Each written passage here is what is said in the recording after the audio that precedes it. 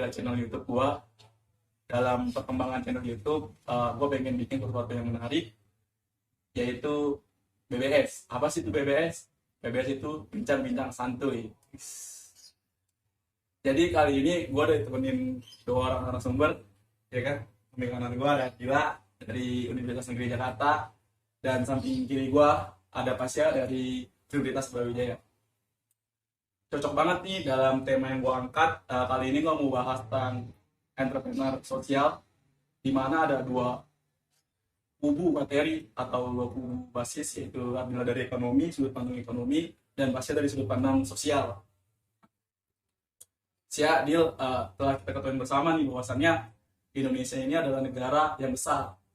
Bahkan Indonesia itu adalah negara dengan penduduk terbesar keempat di dunia. Salah satu permasalahan yang ada adalah pengangguran.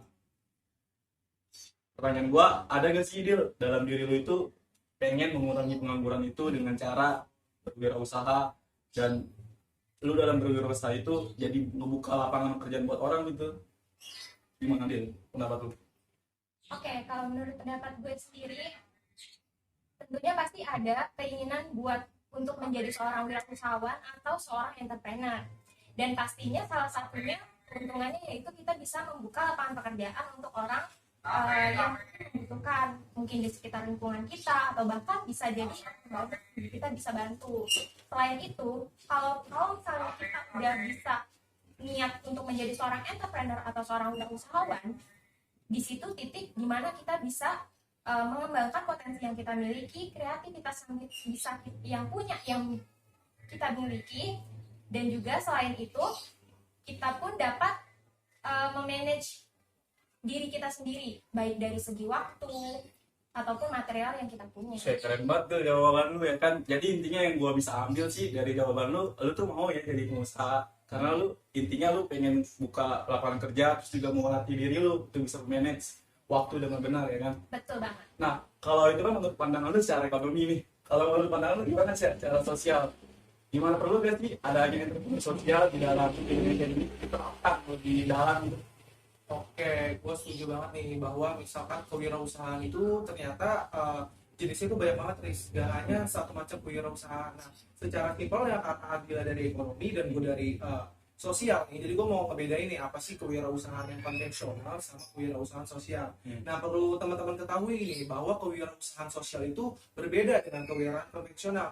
Karena pada dasarnya kewirausahaan atau kewirausahaan konvensional itu pada dasarnya mencari profit, betul kan? Dimana kita membuat usaha, pasti tujuan kita adalah laba, keuntungan, profit, dan pokoknya bagaimana cara kita menjalankan usaha dengan mendapatkan keuntungan. Tapi berbeda dengan kewirausahaan sosial. Jadi yang namanya sosial pasti berhubungan dengan masyarakat. Nah, perlu digarisbawahi bahwa kewirausahaan sosial merupakan salah satu bentuk pemberdayaan yang dilakukan oleh kewirausahaan dengan memberdayakan masyarakat yang berdasarkan keresahan dari diri sendiri. Misal nih, gue sebagai orang sosial, ternyata di lingkungan sekitar gue ada permasalahan sampah, tapi selain itu juga ada banyak ibu-ibu atau bapak-bapak yang menganggur. Nah, dari keresahan itu mungkin yang namanya wirausahaan pasti punya jiwa-jiwa wirausahaan tersendiri ya. Maka dari itu dia mungkin bisa membuat program pemberdayaan, misal sampah-sampah tersebut nih diproses menjadi kerajinan dan lain-lain. Nah, dari kerajinan itu kita dapat menghasilkan sesuatu yang bernilai harganya. Jadi yang perlu digarisbawahi bahwa kewirausahaan sosial ini sebenarnya lebih berbasis ke proses dan pemberdayaan masyarakat itu sendiri. Nah, untuk yang namanya profit atau keuntungan itu urusan belakangan. Yang penting masyarakatnya bisa mandiri terlebih dahulu, baru keuntungannya di kemudian. Gitu sih. Nah, intinya gitu guys. Jadi kalau entrepreneur bisnis itu intinya profit. Nah, kalau entrepreneur sosial itu di samping profit, dia itu juga mengimbangi dengan istilahnya memerhatikan lingkungannya, jadi bisa memperdayakan masyarakat. Nah guys, sebelum itu lu subscribe dulu lah, ya kan? Gila tadi lu Sapi banget nih. subscribe dulu lah, ya kan? Langsung aja lanjut nih. Dia nih, ya kan lu ada gak sih keinginan lu buat, atau apa sih yang lu udah lakuin nih untuk bisa mencapai keinginan lu menjadi wirausaha? Kan kalau istilah bilang jangan ngomong doang, kalau ngomong doang burung beo juga bisa, ya kan? Nah, ada gak sih tahap-tahapan yang udah lu rancang dari sekarang untuk bisa meraih apa yang lu tadi inginkan di awal tuh? Oke, kalau misalnya rancangan dari saat ini yang gue udah rancang buat untuk menjadi seorang entrepreneur, itu pastinya gue baru menganalisa aja sih, baru berniat, belum bisa mengembangkan atau bahkan menjalankan, karena gue sendiri pun masih berkutat sama semester 2 gue ini di perkuliahan, jadi belum terpikir untuk mengembangkan atau menjalankan usaha ide bisnis gue ini. Mungkin nanti kalau misalnya udah selesai kuliah, gue baru bisa kembangin gitu aja sih. Oh, intinya lu pengen lulus dulu nih, Iya. punya karir dulu, baru lu mau mulai berwirausaha ya. Yes. Tapi kalau menurut lu gimana sih? Pendapat lu tentang Adila tuh gimana? Dia mau kuliah dulu sih ya, baru dia berwirausaha. Sebenarnya kan banyak juga orang yang berhasil tuh di dalam kuliah justru. Nah, bahkan petinggi-petinggi dari kayak misalkan pendiri Facebook itu dia sampai drop out, ya kan? Dia sukses sebelum dia lulus dari kuliah. Ini pendapat lu gimana? Oke, menurut gue sih nggak masalah ya, karena itu balik lagi ke pilihan orang masing-masing. Dan menurut gue berwirausaha atau melakukan kegiatan yang kita mau tuh sebenarnya bukan suatu perlombaan siapa yang paling duluan bisa mulai, siapa yang duluan paling bisa sukses. Tapi menurut gue gimana caranya kita bisa milih waktu yang tepat untuk kita memulai sesuatu yang kita inginkan. Misalkan berwirausaha, boleh aja, nggak ada salahnya. Misalkan lu semua mau berwirausaha sambil kuliah, asal lu juga tetap bertanggung jawab sama kuliah lu. Dan boleh juga teman-teman yang mungkin mau berwirausaha namun pengen punya ilmunya dulu nih, pengen punya skillnya dulu, ya udah, lulus aja dulu kuliahnya, studinya dan lain-lain. Karena balik lagi setiap orang punya pilihan masing-masing. Yang penting bagaimana lu bertanggung jawab sama pilihan lu, dan ketika lu udah bisa bertanggung jawab sama pilihan lu bisa memulai sesuatu yang lu inginkan, salah satunya wirausaha, ya pasti bakal berhasil sih menurut gua. Dan setuju banget tadi sama Aris, kalau misalkan pendiri Facebook pun sampai drop out ya, nggak selesai kuliah, itu nggak masalah, itu pilihan dia. Yang penting dia ketika dia udah memilih satu tujuan, dia fokus sama itu. Jangan sampai belum misal mendapati kegagalan di tengah-tengah jalan dia berhenti, jangan sampai kayak gitu sih kalau dari gua.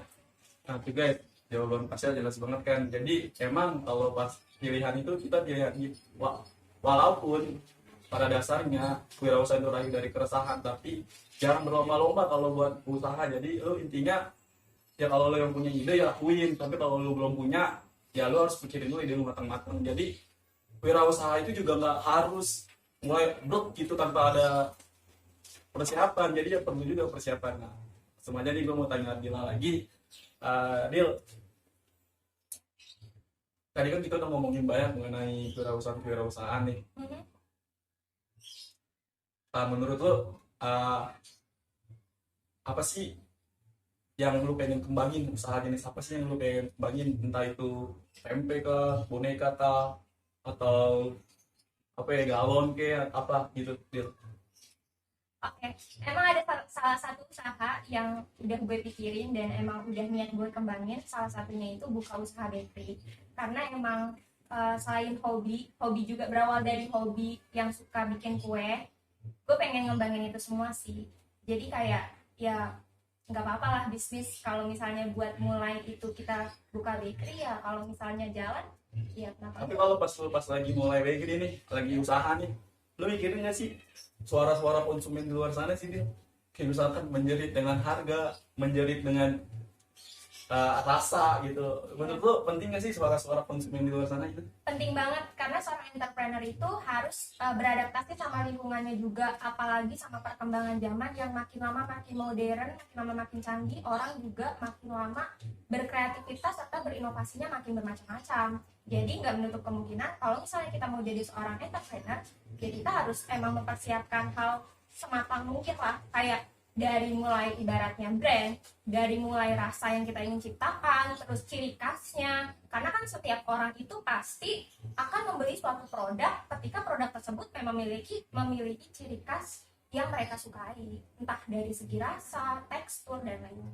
Nah, kalau lu sendiri gimana sih? Ide apa yang pengen lu kembangin nih, usaha apa gitu yang masih baru kepikiran dikit-dikit lah? Oke, karena gue juga disiplin ilmu, gue juga sosial sama kayak Luris. Kalau gue sih lebih pikir bagaimana sih, balik lagi gue pengen banget melakukan pemberdayaan, tapi juga sekaligus meningkatkan taraf ekonomi masyarakat. Nah, saat ini sih mungkin baru hanya sebatas project proposal. Gue nggak tahu ini bakal bisa diwujudin atau enggak, tapi gue udah punya gambaran project bareng teman-teman kelompok gua tuh pengen melakukan pemberdayaan ibu-ibu di Kabupaten Gresik, karena seperti yang diketahui bahwa Gresik kan terkenal banget nih sama ikan bandengnya. Tapi sayang banget nih, ternyata di balik melimpahnya tambak ikan bandeng, ternyata masih banyak nih ibu-ibu yang menganggur. Padahal potensi skill masaknya keren banget. Nah, maka dari itu gue pengen ngebuat program kewirausahaan sosial berbasis pemberdayaan, di mana nanti gue pengen ngelatih ibu-ibu buat mengolah ikan bandeng itu berbagai macam olahan yang nanti bakal dijual. Otomatis kalau misalkan ikan bandeng yang udah diolah menjadi otak-otak dan lain sebagainya, nilai jualnya bakal lebih tinggi. Gue lebih tertarik ke arah situ sih, Riz. Keren banget idenya. Jadi dia pengen buka usaha dan memberdayakan masyarakat di daerah Gresik, ya kan. Nah kalau gue sendiri sih, gue pengen bikin usaha nih, apa ya, pokoknya gue pengen memberdayakan orang-orang jalanan sih ya. Kalau gue sih pengennya memberdayakan jalanan, ya apa, bebas dari orang-orang jalanan ya sih. Manusia silver, ngamen, nah, imis tuh. Nah gue pengen buka usaha simpel-simpel aja nih, yang setidaknya pelatihannya hanya seminggu, atau bahkan gak ada pelatihan sih juga bisa. Mereka itu pengennya sih gue mau buka usaha di sepatu sih, kalau gue sih. Karena menurut gue profitnya juga bagus. Nah pegawainya juga gampang nyarinya, ya kan. Betul. Gak usah susah ya nyuci sepatu, beberapa tips juga gampang. Tapi kan ya itu sendiri ya kan, gak bisa dimungkiri, gue juga punya modal, perlu modal, ya kan. Ya udah nanti mudah-mudahan apa yang kita sampai bisa capai lah, ya kan. Semoga kita itu jadi manusia atau generasi muda bangsa Indonesia yang bisa meningkatkan kualitas hidup di Indonesia ini, ya kan.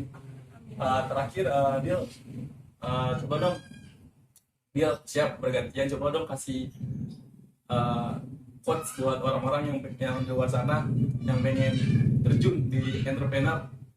Apa kira-kira kata-kata yang pengen lu katain atau yang pengen lu keluarin nih di unek-unek lu nih di dalam YouTube gue, yang coba dia quotes lu. Jadi gue sendiri quotes dari gue itu, jangan pernah takut mencoba untuk menjadi seorang entrepreneur. Meskipun kebanyakan rata-rata orang Indonesia ini berjiwa pegawai, kayak mereka tuh nggak berani untuk ambil resiko untuk menjadi seorang entrepreneur. Padahal kalau misalnya kita menjadi seorang entrepreneur, secara tidak langsung kita membantu meningkatkan perekonomian yang ada di Indonesia, dan juga tentunya menyinggung salah satu yang tadi dari awal udah kita jelasin bahwa masalah pengangguran, kita pun bisa meringankan masalah tersebut apabila kita berani untuk menjadi seorang entrepreneur. Jadi jangan takut untuk mencoba. Takut banget tuh, ya kan. Quotes-nya atau quotes entrepreneur yang bilang, kalau lu gimana sih? Nah, kalau dari gue sendiri, mungkin gue kutip kata-kata dari cutting gue, dan menurut gue ini bakal relate ke hal apapun. Jadi cutting gue tuh waktu seminar atau apapun itu, dia pernah bilang kalau misalkan tidak ada pertumbuhan dalam zona nyaman, tidak ada zona nyaman dalam pertumbuhan. Jadi buat lu semua yang ingin mulai berwirausaha, lu harus berani keluar dari zona nyaman lu, karena ketika lu bisa keluar dari zona nyaman lu bakal bisa bertumbuh. Salah satunya ketika lu memutuskan untuk berwirausaha, pasti lu bakal memikirkan resiko-resiko apa, dan pasti lu punya ketakutan tersendiri. Nah maka dari itu coba aja keluar dulu dari zona nyaman lu. Urusan sukses atau enggak belakangan yang penting prosesnya sih, gitu aja. Nah guys, ya kan, intinya keluarlah dari zona nyaman.